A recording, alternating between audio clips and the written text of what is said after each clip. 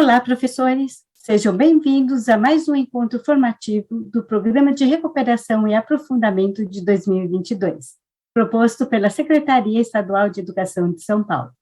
Eu sou Vera Mônica Ribeiro, professora de matemática da rede estadual, atuando como professora coordenadora em uma escola da Diretoria Regional Norte 2. Agora farei minha autodescrição. Eu sou baixinha, de aproximadamente 1,52 m, tenho cabelos e olhos castanhos, uso óculos, meu cabelo tem uma franjinha para o lado, estou vestindo uma camiseta cinza e calça jeans. Farei agora, com vocês, a nossa apresentação, e eu vou pedir para vocês aguardarem um minutinho, para eu estar compartilhando minha tela para vocês, para a gente começar a nossa formação.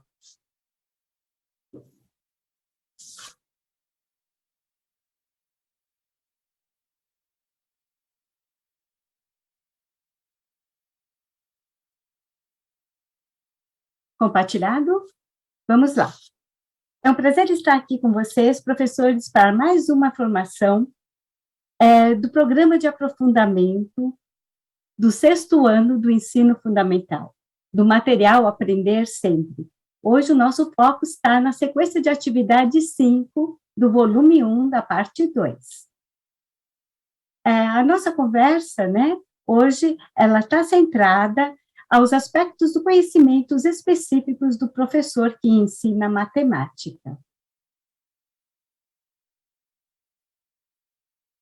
Informamos que o material do Aprender Sempre, ou seja, os cadernos do professor e do estudante, eles estão disponibilizados no site da IFAP. São 2 endereços, um direcionado ao ensino fundamental e o outro direcionado ao ensino médio. Convidamos a todos que busquem o material digital no local indicado no site da IFAP ou utilizar os materiais impressos para a nossa formação de hoje. Apresentamos agora os objetivos que permearão a nossa formação. Nós iremos retomar os principais conceitos e ideias discutidos na formação de etapa, sabendo, que hoje nós estamos na semana B, nós estamos na formação da semana B, e nós tivemos, na semana passada, a semana de etapa, que é a semana A. Então, hoje nós vamos retomar lá os principais conceitos e as ideias discutidos lá na semana A. E apresentaremos também a sequência de atividade 5, volume 1, parte 2, do material Aprender Sempre do 6º ano do Ensino Fundamental, e dar continuidade aos estudos iniciais lá na formação de etapa, sobre os números relacionando-os com as atividades da sequência de atividade 5.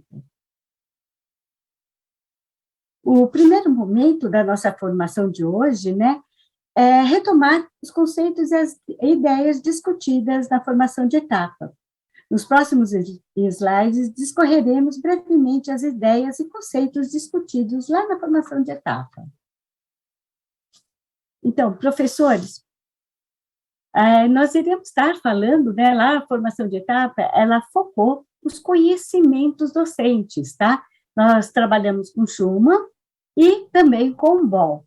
Então, vamos lá começar, falar sobre os conhecimentos necessários para a docência, de acordo com pesquisas do educador Lee Schumann.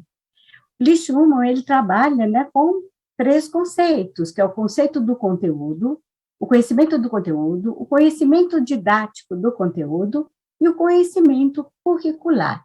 O conhecimento do conteúdo, ele envolve o conhecimento do assunto a ser ensinado e as suas estruturas de organização. Engloba conhecer o que é cada conceito matemático, sua justificativa, quando e como eles podem ser utilizados, como eles se relacionam entre si, tanto dentro da disciplina como fora dela. E também ele vê a teoria, como funciona na teoria e na prática. O pleno domínio do conteúdo a ser ensinado, ele aumenta muito a possibilidade da mediação realizada pelo professor entre o conhecimento e os estudantes. O oposto também é verificado uma vez que O pouco conhecimento sobre o conteúdo a ser ensinado restringirá a ação docente, visto que será muito difícil ao professor diagnosticar o que foi aprendido pelos estudantes e quais os equívocos mais comuns que eles cometem. Já o conhecimento didático do conteúdo foi aquele que mais impactou na educação como um todo, ao caracterizar um tipo de conhecimento próprio dos professores, e que se distingue do modo de pensar inerente aos especialistas da disciplina, atribuindo, consequentemente, identidades profissionais diferentes, como, por exemplo, para professores de física e físicos, para professores de biologia e biólogos, para professores de matemática e matemáticos. Nesta categoria, estão inclusas, para a maioria dos tópicos, regularmente ensinados de uma área específica do conhecimento, as representações mais úteis de tais ideias, e, para a maioria dos tópicos, regularmente ensinados. Também inclui uma compreensão do que torna a aprendizagem dos tópicos específicos mais fáceis ou difíceis, as concepções e preconcepções que os estudantes de diferentes idades e repertório trazem para as situações de aprendizagem. Já o conhecimento curricular, ele diz respeito ao conjunto de conteúdos que devem ser ensinados em determinados níveis de escolarização, a variedade de recursos didáticos possíveis de serem realizados para a aprendizagem pretendida em relação àquele conteúdo. Entende-se que esse tipo de conhecimento favorecerá uma visão com maior significado da etapa do processo de ensino, que o professor se encontra junto aos estudantes. Para falar de conhecimentos específicos do professor, né, que ensina matemática, a gente tem aí a pesquisadora Ball e seus colaboradores. Ball e seus colaboradores, elas dividiram o conhecimento em dois, o conhecimento do conteúdo da disciplina e o conhecimento pedagógico do conteúdo. O conhecimento do conteúdo da disciplina, né, ele traz como conhecimento do conteúdo comum e se refere ao conhecimento do conteúdo matemático da educação básica, aquela matemática escolar, ou seja, o conhecimento que todos deveriam ter da matemática, independente de ser professor ou não. Um exemplo desse conhecimento seria a compra numa loja, né, de algum produto com 10% de desconto. Então, tudo, né, a gente já sabe como calcular esses 10%, né? É uma coisa muito básica para todos, né? E o conhecimento especializado do conteúdo, que refere-se ao conhecimento matemático para quem ensina. Também, bom, nessa etapa, também aborda o conhecimento do horizonte do conteúdo, que refere-se ao conhecimento matemático ordenado, né? O que é ensinado e se ocorrerá, né, a outros conteúdos mais à frente, certo? Agora, os outros conhecimentos, né, o conhecimento pedagógico do conteúdo, a Ball, ela define o conhecimento do conteúdo dos estudantes que se relaciona ao conhecimento do conteúdo no sentido de auxiliar os estudantes em suas dificuldades, saber apontar a dificuldade dos estudantes e, dessa forma, auxiliá-los para que obtenham tal conhecimento. Também tem o conhecimento do conteúdo e currículo, que relaciona o conhecimento do conteúdo à sua distribuição ao longo do currículo escolar. Inclui não somente o conhecimento do conteúdo a ser desenvolvido naquela série ou ano, mas também de situar em que momento aquele conteúdo está relacionado com o currículo, seja na forma vertical ou horizontal, e também as formas pelas quais serão propostas as atividades para que esse conteúdo seja aprendido.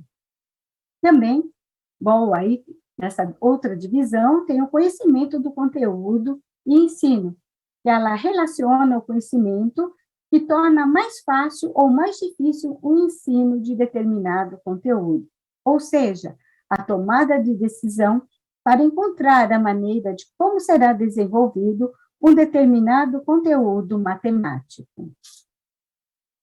A seguir, a gente vai retomar aqui algumas partes, né, que falam aqui sobre a importância da análise do erro dos estudantes, né, com observação nesses conhecimentos que a gente falou aí anteriormente, tá? Então, vamos lá. A análise do erro nos permite valorizar o processo subjacente às respostas, não apenas a resposta como um produto que se encerra em si mesmo. A análise dos processos utilizados pelos estudantes nos leva a verificar o que há de positivo nela, a sua construção lógica, não apenas os seus supostos déficits. Então, assim, antes mesmo de abordar os erros voltados aos assuntos concernentes à matemática, né, é importante a gente refletir sobre o erro como um ente existente em nossas vidas, principalmente em nossa dimensão acadêmica. De forma geral, o erro é tido como algo ruim ou mal e que deve ser evitado. Dessa forma, existe a ideia de que o erro deve ser apagado e esquecido o mais rápido possível. Ao nosso ver, isso não é desejável, tá? Pois o estudante que toma consciência de seu erro e o corrige, né, ele pode alterar a sua própria aprendizagem, desencadeando uma série de possibilidades para a construção de novos saberes, já que se torna consciente do erro sem, né, aquele fantasma do inaceitável, né, por perto, né? Então, o erro, né, muitas vezes assusta os alunos, né, até mesmo o professor evita, né, faz com que o aluno não erre, né, ele tem que acertar. Mas, assim, a reconstrução em cima do erro, ela é muito proveitosa. E o professor, ele deve ter esse olhar, né, e fazer a reconstrução do conhecimento aí em cima desse erro, né? E, por último, na formação de etapa, ela foi realizada uma breve conversa sobre os fatores que podem impactar no processo da compreensão sobre os números naturais dos estudantes. No próximo slide, apresentaremos a sequência, né, uma sequência de atividades, e vamos estar identificando os conhecimentos e erros aí junto com vocês. Iremos agora para o nosso segundo momento da formação de hoje. A intenção aqui é apresentar a sequência de atividade 5, volume 1, parte 2, do material Aprender Sempre de 2022, referente ao 6º ano do ensino fundamental. A seguir, daremos início à nossa discussão relacionada aos conceitos de conhecimento comum e especializado do conteúdo.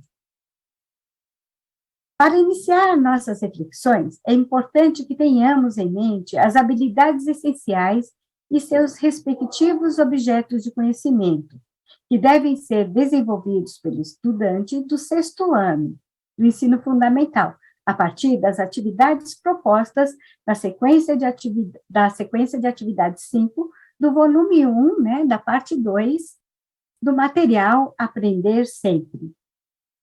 Nessa atividade, como a habilidade essencial, a habilidade 18 de matemática do 5º ano do ensino fundamental. A unidade temática dela é a geometria. E a habilidade, ela consiste em reconhecer a congruência dos ângulos e a proporcionalidade entre os lados correspondentes de figuras poligonais em situações de ampliação e de redução em malhas quadriculadas ou em uso de tecnologias digitais. Essa habilidade, ela traz como objetos de conhecimento matemático a ampliação e redução de figuras poligonais em malhas quadriculadas, né, com o reconhecimento da congruência dos ângulos e da proporcionalidade dos lados correspondentes. A gente observa, né, que o processo cognitivo dessa habilidade é o reconhecer. Dando continuidade, né, a gente vai estar falando da divisão das aulas dessa sequência de atividades. Então, após a análise, essa reflexão sobre a habilidade, né, vamos ver aí o que é importante nos apropriarmos da atividade e das temáticas, né, de cada aula, verificando assim a possibilidade de interação e de propostas para o trabalho em pequenos grupos, né? Trabalhar sempre com grupos que facilita bastante, né, a vida do professor, facilita também o entendimento dos alunos, porque eles conversam, eles discutem. Então, sempre tentar, né, montar pequenos grupos, duplas, trios, quartetos, para que, né, o pensar, né, no desenvolvimento aí dessa atividade. Então, vamos discorrer aí um pouquinho sobre as aulas. A aula, né, a primeira e a segunda aula, ela trata da ampliação e redução dos lados correspondentes. A segunda e a quarta aula são sobre a ampliação e redução, mas direcionada aos ângulos correspondentes. A aula 5 e a aula 6, ampliação e redução também, com a congruência de ângulos correspondentes em situação de ampliação ou redução. A aula 7 e 8, a ampliação e redução, proporcionalidade de lados correspondentes em situações de ampliação ou redução.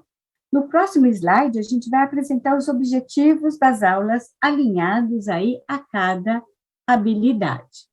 Na aula 1 e 2, né, que trata da ampliação e redução e dos lados correspondentes, os objetivos é compreender a noção de segmento, construir em malha quadriculada segmentos proporcionais a um dado segmento, associar lados correspondentes em figuras poligonais congruentes representadas em malhas quadriculadas, associar lados correspondentes de figuras poligonais em situações de ampliação ou redução representadas em malha quadriculada.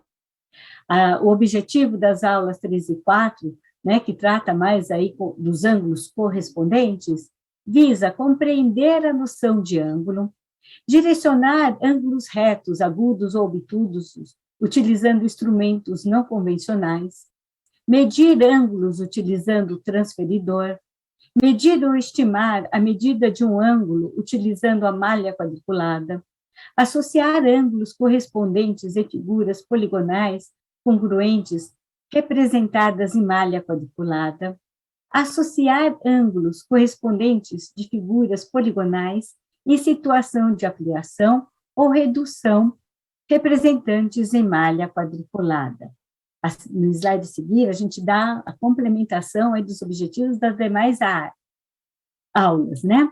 Então, na aula 5 e a aula 6, que visa aí a ampliação e redução, mas com foco na congruência de ângulos correspondentes em situação de ampliação ou redução, o objetivo é determinar a medida de ângulos correspondente de figuras poligonais congruentes, de verificar a congruência das medidas dos ângulos correspondentes de figuras poligonais congruentes, verificar a congruência das medidas de ângulos correspondentes de figuras poligonais em situação de ampliação ou redução, e determinar medidas de ângulos correspondentes de figuras poligonais em situação de ampliação ou redução.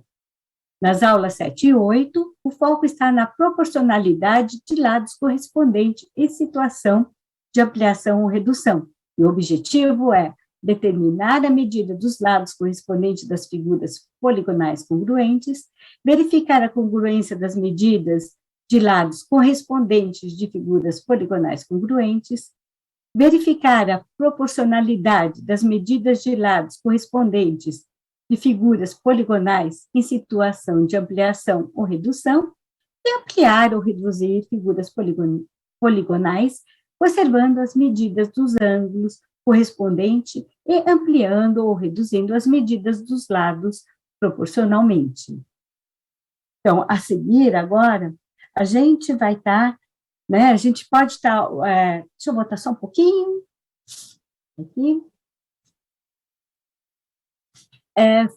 A gente pode observar, né, e falar, né, dessas aulas, o foco, né, que está na habilidade que a gente viu, né, naquela habilidade que trata, né, vamos voltando aqui da habilidade, né, que é reconhecer a congruência dos ângulos e a proporcionalidade entre os lados correspondentes de figuras poligonais, em situação de ampliação e de redução em malhas quadriculadas, ou né, e com o uso de tecnologias digitais.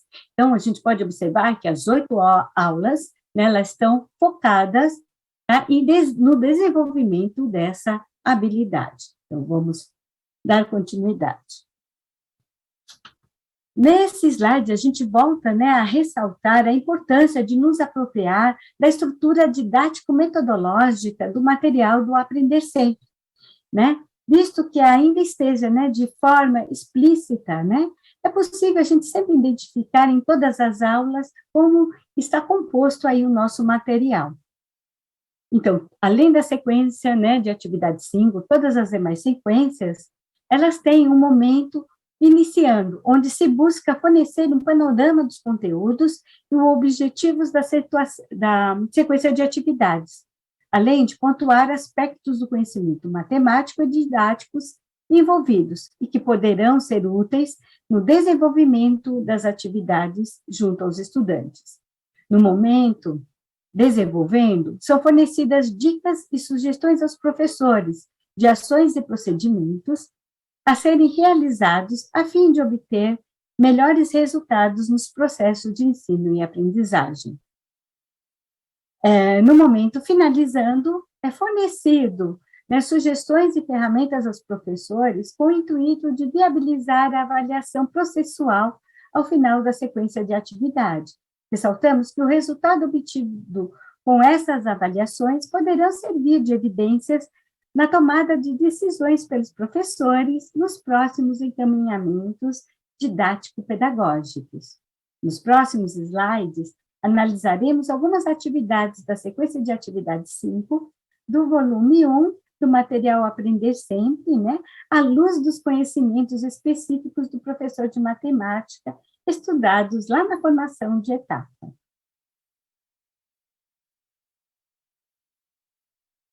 A atividade 6 das aulas 1 e 2, né, que é a ampliação e redução dos lados correspondentes. A gente vai estar analisando essa atividade aqui, tá, à luz, né, dos conhecimentos específicos do professor de matemática, tá? Então, vamos lá. Sugerimos que os professores retomem com os estudantes o significado da palavra geometria, né, no início aí da aula, né, de atividade, de estar trabalhando aí com essa atividade. Podendo complementar ainda que a geometria é a área da matemática que estuda as formas dos objetos presentes na natureza, as posições ocupadas por esses objetos, né, no mundo, né, no espaço, as relações e as propriedades relativas a essas formas, né, e explique quais serão os objetivos de aprendizagem dessas aulas, né, dessas duas primeiras aulas. A atividade 6, né, que a gente vai estar discutindo aqui, ela ela tem como objetivo associar os lados correspondentes da figura poligonal, que é esse quadrilátero, né, em situação de redução, representada na malha quadricular. O conceito de semelhança de polígonos é um dos mais importantes da geometria. Antecede da sustentação ao conceito de semelhança de triângulos, que é uma das mais corriqueiras ferramentas para a resolução de problemas geométricos.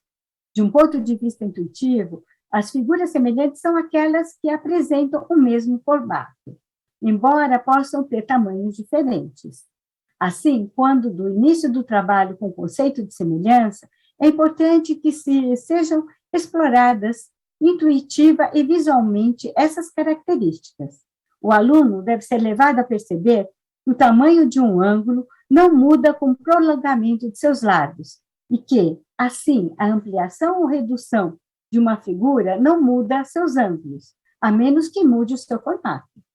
Essa é a base concreta sobre a qual se pode formalizar o conceito de polígonos semelhantes, como sendo aqueles cujos ângulos correspondentes são congruentes e cujos lados correspondentes são proporcionais. A gente vai falar agora um pouquinho aí sobre possíveis erros aí dos alunos em relação a essa questão. que diz, o quadrilátero ABC é uma redução do quadrilátero EFGH. No entanto, estão em posições diferentes. Então, pede aí para ser observada aí as duas figuras. Aí, no item A diz, no quadrilátero EFH, qual o lado que está entre os ângulos vermelho e verde, né? E o quadrilátero ABC, qual é o lado que está entre os ângulos vermelho e verde? Então, ele pede aí para relacionar, né, esse ângulo, né, o lado e o ângulo, está fazendo essa observação. O que a gente pode entender, né, nesses itens, que os alunos, né, quando erram, provavelmente, ele não se atentou aí ao enunciado. Já quando se trata do item C, que diz o seguinte, agora é com você, qual o lado do quadrilátero, né, ABCD, que corresponde ao lado GH do quadrilátero EFGH, justifique sua resposta? Então, no item C, o erro pode indicar que o aluno não sabe que o fato dos quadriláteros serem semelhantes implica a igualdade entre seus ângulos correspondentes, ainda que saiba que os lados devem ser proporcionais. Neste caso, o professor pode retomar o conceito de semelhança, mostrando quadriláteros que têm lados proporcionais, até mesmo congruentes, mas que, visualmente, não são semelhantes. Para isso, é essencial que se mobilize o conhecimento especializado do conteúdo. É importante que, durante o desenvolvimento da atividade, você, professor, faça questionamentos. Pergunte, como vocês estão resolvendo? Por que dessa forma? O que vocês acham? Entre outros questionamentos, né? E para finalizar, né, é sempre interessante construir com os estudantes uma breve síntese aí do conteúdo que foi estudado, né? Esse registro pode ser uma forma de lista de tópicos, esquemas ou até mesmo mapas mentais. Espera-se, né, que após a realização dessa atividade, os estudantes sejam capazes de associar lados correspondentes em figuras poligonais congruentes, representadas em malha quadriculada, além de associar lados correspondentes de figuras poligonais em situações de ampliação ou redução, representadas em malha quadriculada. A seguir, né, a gente vai estar vendo aí mais uma atividade, tá? Apresentamos agora a atividade 2 para identificarmos os conhecimentos específicos do professor de matemática em acordo com a teoria de Deborah Ball e seus colaboradores. A atividade, nela possui duas figuras triangulares, semelhantes, que estão espelhadas e têm a mesma medida. Então, o enunciado dessa atividade solicita que os alunos observem os triângulos LUZ e MAR, né, representados na malha quadriculada. Então, o que eles podem observar? Né, que as duas figuras são semelhantes e estão espelhadas. Né? E com o conhecimento especializado do conteúdo do professor de matemática, a gente encontra aí nessa atividade, né, que ela possui dois polígonos de 3 lados, também conhecidos como triângulos, e o triângulo é uma figura geométrica plana, formada por 3 segmentos de reta, que são chamados também de lados, e se encontram nas extremidades, que nós chamamos de vértice, e que possui ângulos internos e ângulos externos. E que as propriedades que envolvem os triângulos, né, nós temos o triângulo retângulo possui exatamente um ângulo interno igual a 90 graus, que a soma dos ângulos internos de qualquer triângulo é sempre igual a 180 graus, que a soma dos ângulos externos de qualquer triângulo é sempre igual a 360 graus, que a soma das medidas dos dois lados de um triângulo é sempre maior que a medida do terceiro lado, essa propriedade também é chamada de desigualdade triangular, e que o maior lado de um triângulo é sempre oposto ao seu maior ângulo. Por consequência, o menor lado de um triângulo é sempre oposto ao seu menor ângulo. Assim, né, como o lado médio é oposto ao ângulo médio, né? Vale ressaltar que tanto o conhecimento comum, né, quanto o especializado dizem respeito ao conhecimento matemático, mas sem envolver conhecimento sobre o estudante e sobre o ensino. No próximo slide, nós daremos continuidade aos estudos sobre números racionais, né, iniciados lá na formação de etapa, da semana anterior, da semana A, ok? Então, a partir desse momento, né, do terceiro momento, a nossa intenção é dar continuidade aos estudos sobre os números racionais iniciados na formação da etapa. Os números, então, o que foi discutido na formação de etapa sobre o conjunto dos números decimais, né, as suas representações fracionárias e decimal. Conversaremos também, né, especificamente sobre os significados da representação fracionária de um número racional. Assim, no próprio slide, a gente vai propor depois aí um questionamento. Então, a seguir, a gente vai apresentar para vocês um questionamento que a gente vai estar discutindo a seguir. Então, além dos significados de parte todo, quais outros você conhece? Lá, um minutinho aí para vocês fazerem a reflexão.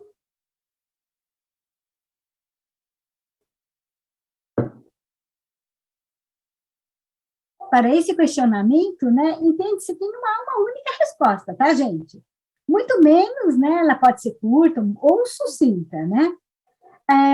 Portanto, buscaremos responder aí de uma forma a levar em consideração o percurso da aprendizagem dos estudantes, que normalmente possuem seu primeiro contato com o conjunto dos números naturais. De alguma maneira, né, certas aprendizagens desse conjunto não se aplicam ao conjunto dos números racionais, podendo tornar-se obstáculos para a compreensão do conjunto dos números racionais, né? Assim, dando continuidade ao que foi discutido na formação de etapa sobre o conjunto dos números decimais, da representação fracionária e decimal, conversaremos, né, com vocês aí sobre os diferentes significados da representação fracionária de um número racional, né? Então, vamos lá, iniciaremos, né, esse significado falando aí da parte e do todo, né, parte e todo. Sabemos que a prática mais comum para explorar o conceito de fração é a que reconhece as situações em que está implícita a relação parte e todo, e é o caso das tradicionais divisões de um chocolate ou as divisões de uma pizza, né, em partes iguais. Essa relação se apresenta, né, portanto, quando um todo se divide, né, em várias partes equivalentes, em quantidade de superfícies ou até mesmo de elementos. A fração indica a relação que existe entre o número de partes e o total das partes. O exemplo que a gente tem aqui é do chocolate, né? Que foi dividido em 5 partes iguais. E alguém aí, ó, comeu 2 partes. Então, como que fica essa fração? Então, aqui a gente tem a parte todo, 2/5, né? 2 partes das 5 formam o todo, certo? Dando continuidade, né, para o outro significado, né, a gente tem aquele significado de quociente, que baseia-se na divisão de um número natural por outro, né, ou o A dividido por B, ou o A representado aí, né, A sobre B, onde B deve ser diferente de zero, né? Vale lembrar que, para o estudante, ela se diferencia da interpretação anterior da parte todo, pois dividir o chocolate em 3 partes e comer 2 partes é uma situação diferente daquela que é preciso dividir 2 chocolates para 3 pessoas. No entanto, nos 2 casos, o resultado é representado pela mesma notação, 2/3. Então, aí, como aqui no exemplo, dividir 5 folhas de papel para 3 pessoas, certo? Cada pessoa receberá aí 5/3 da folha de papel. Outro significado, né? É a razão né? Uma terceira situação aí diferente das anteriores é aquela em que a fração é usada como uma espécie de índice comparativo entre duas quantidades de uma grandeza, ou seja, quando é interpretada como razão. Isso ocorre, por exemplo, quando se lida com informações do tipo 2 de cada 3 habitantes de uma cidade são imigrantes, tá? Dando continuidade aqui, vamos lá. Essas três representações são bastante interessantes de serem exploradas, tá? Elas podem acrescentar, né, mais de uma. Trata-se, né, do significado da fração como um operador, ou seja, quando ela desempenha um papel de transformação, algo que atua sobre uma situação e a modifica, né? Essa ideia aí, ela está presente, por exemplo, no problema do tipo, né, que número devo multiplicar por 3 para obter 2. Vamos aí fazer mais uma análise aí de uma atividade, tá? Ao tratar de ampliação e redução de polígonos, né, para os comentários a seguir, nos apropriamos da atividade 4, né, das aulas 7 e 8 da sequência de atividade 5 do material Aprender Sempre, na qual o enunciado sugere que o estudante realize a ampliação da figura fornecida, né? Aí o professor ele pode iniciar, né, lançando mão de seus conhecimentos especializados a respeito da ideia de proporcionalidade. Haja visto que a figura ampliada será N vezes maior que a figura do polígono original. Neste caso, gostaríamos de sugerir aos professores que promovam experiências junto aos seus estudantes para a realização do processo inverso, ou seja, efetuar a redução de uma figura dada, né? É interessante até mesmo quando se trata, né, com fração, que em vez de dividir, né, eles acabam multiplicando, né? Então, é aconselhável a gente estar, né, fazendo esse movimento, tá? Deles ampliarem e de fazer o inverso também, a redução. Como já mencionado, né, a gente tem vários significados da parte todo, quociente, divisão, razão e medida. A introdução da ideia de uma fração como operador contribui para a dissociação do conjunto dos números racionais do conjunto dos números naturais, evitando, assim, interpretações equivocadas por parte dos estudantes. Consideremos representações fracionárias um número racional. Por exemplo, né, a gente pode citar π sobre 2, tá? Nos ensaios seguintes, né, a gente vai apresentar algumas sugestões aí para o desenvolvimento na etapa aí na escola, na TPC de vocês. Vale ressaltar que as EPPCs devem consolidar-se como um espaço dinâmico na formação, que contemple estudos e investigação, em um movimento constante de reflexão sobre as práticas educativas e sua transformação em um processo sinergético, visando a melhoria da aprendizagem dos estudantes a partir do aperfeiçoamento da prática docente. Tá? Aqui nós temos as recomendações para vocês realizarem na escola. A partir do exposto nessa formação, né, de ano sério, sugerimos as seguintes ações para a elaboração do plano de desenvolvimento da sequência de atividade 5, do material Aprender Sempre, tá? Reveja os registros elaborados por vocês, professores, sobre as recomendações sugeridas na formação de etapa, né? Ou seja, os erros comuns relativos ao conteúdo proposto, né, na sequência de atividade 5, cometidos pelos estudantes e quais os motivos que os levaram a cometer os tais erros, né? A partir do conhecimento especializado do conteúdo, quais estratégias podem auxiliar os estudantes na compreensão do objeto matemático proposta na sequência de atividade 5? A seleção, né, de atividades da sequência de atividade 5 e de outros materiais do currículo em ação que possam auxiliar na compreensão dos números racionais. Relacione quais recursos e materiais estão disponíveis na escola para a realização do desenvolvimento da sequência de atividade junto aos estudantes. Escolha uma metodologia ativa, na qual você, professor, entenda que tenha maior aderência para o desenvolvimento da sequência da atividade 5. Defina a forma que pretende avaliar o processo de desenvolvimento da sequência de atividade e dos estudantes também, ok?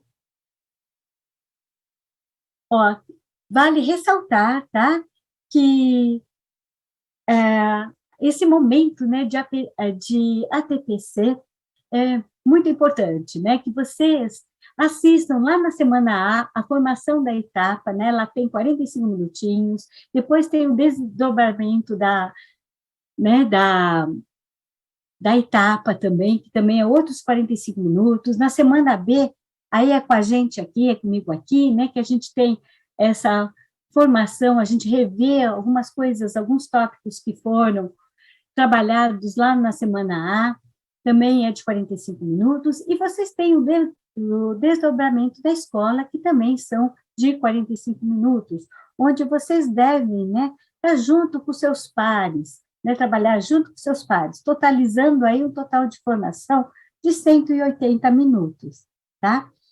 Gente, então, aproveitem esse momento, né, com seus pares e desenvolvam aí como vocês vão realizar essa atividade com seus estudantes.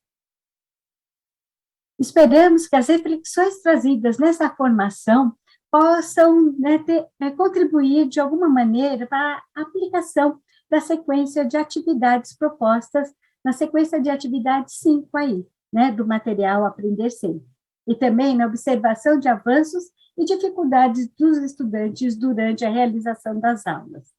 Nossa intenção foi retomar os principais conceitos e ideias discutidas na formação de etapa, apresentar a sequência de atividade 5, do volume 1 da parte 2 do material Aprender Sempre, de 2022, do 6º ano do ensino fundamental, e dar continuidade aos estudos iniciados na formação de etapa, sobre números racionais relacionados às atividades da sequência de atividade 5. Para aqueles que sentirem a necessidade de buscar mais informações sobre os assuntos estudados nessa formação, nós sugerimos a seguinte biografia, tá? As seguintes referências. Então, nós temos Boll, temos Costa, Ferreira, Júnior e muitos outros, né, estudiosos aí para contribuir com a nossa formação. Professores, agradecemos por sua atenção e presença, bons estudos e bom trabalho a todos.